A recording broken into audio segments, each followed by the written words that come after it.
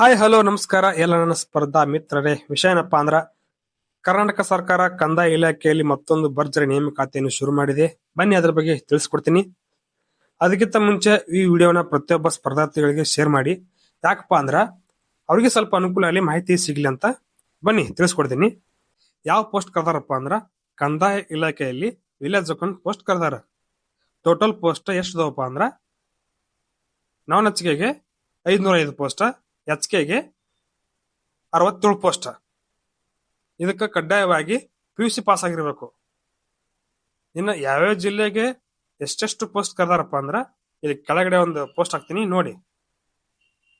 ನಂತರ ಅಪ್ಲಿಕೇಶನ್ ಹಾಕ್ಲಕ್ ಯಾವಾಗ ಸ್ಟಾರ್ಟ್ ಅಪ್ಪ ಅಂದ್ರ ಜುಲೈ 11 ತಾರೀಕಿನಿಂದ ಜುಲೈ 30 ತಾರೀಕಿನ ತನಕ ಅಪ್ಲಿಕೇಶನ್ ಹಾಕಕ್ಕೆ ಟೈಮ್ ಐತಿ.